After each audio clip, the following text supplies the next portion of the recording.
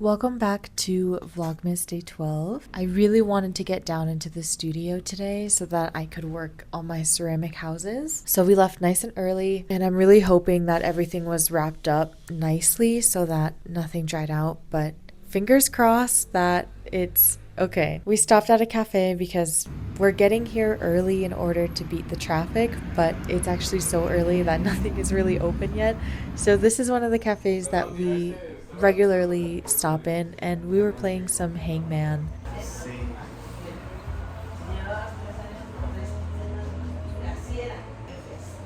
Special forces.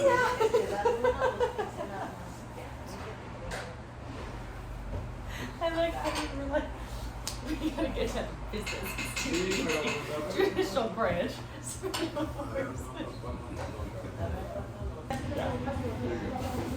You would have And then we went on our post cafe walk through the park.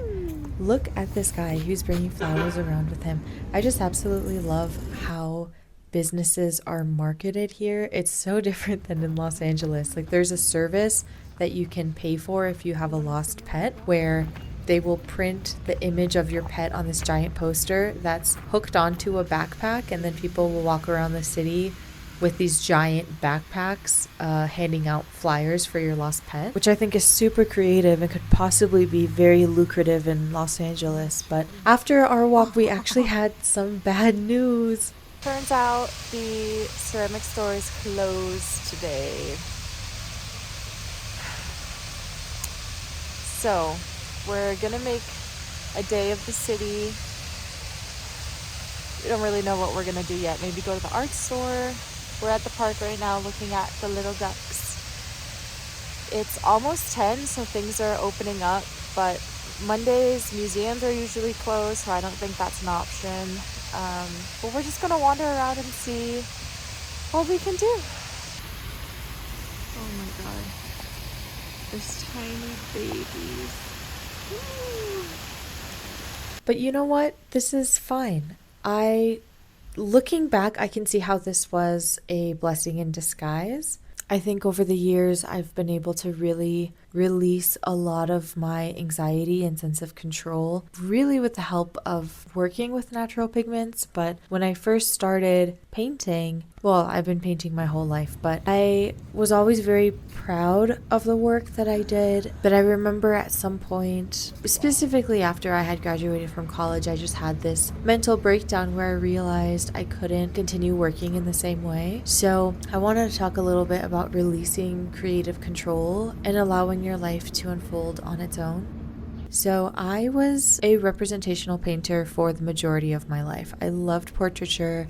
I loved landscape, just still life, anything representational. And I, growing up, always looked at these master painters or people who could paint hyper realistically and thought, oh God, that's what I want to do. The guy was just opening up the store. Well, they didn't have what we were looking for.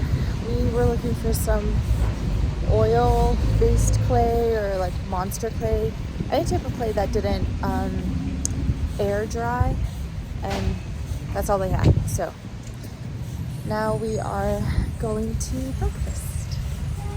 And I feel like I had spent so much of my youth trying to get to that point where when I finally got myself into college and to art school at a very traditional academy and was doing those things, I felt so unfulfilled. And so once I started working with natural pigments, that really got questioned because I had a really limited amount of supplies. All of a sudden, I couldn't keep repainting a painting, right? Like the pigments, when they dry, kind of settle on their own and granulate, and so that would drive me nuts. I'd cover everything up and run out of paint. I'd have to go out into the park to try to find more. Sometimes I wouldn't find the same color, or I wouldn't find anything at all. And that quickly made me lose my mind. I had to change the way that I saw painting and how I approached my process. But it really wasn't until I moved to LA and the mountains were significantly farther away that it really caught up to me. I think there were so many things happening in my life at that time where I realized the sense of control I had in my art only echoed in other areas of my life. And slowly, when I started to let go and move more into abstraction, sure enough, my personal life started to fall apart. So before, I think when there was some kind of interruption in my life or in my work, I felt like it was a failure.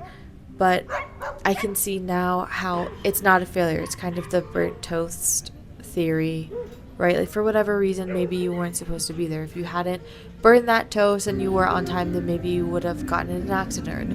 Or who knows? Hypothetically speaking, when these things come up that are unexpected, I take it as an opportunity to lean into it and to slow down, which was what we did today. Slowly, I've started to realize that I can have a plan for my life, but the more control that I try to hold over my work or my time or my future, the more limiting it gets. And it's exhausting. So letting go doesn't mean giving up. It just allows you to rest and enjoy the small moments and accept that slowness is just part of the work. And slowly, I'm learning that releasing control does not mean that I'm losing direction.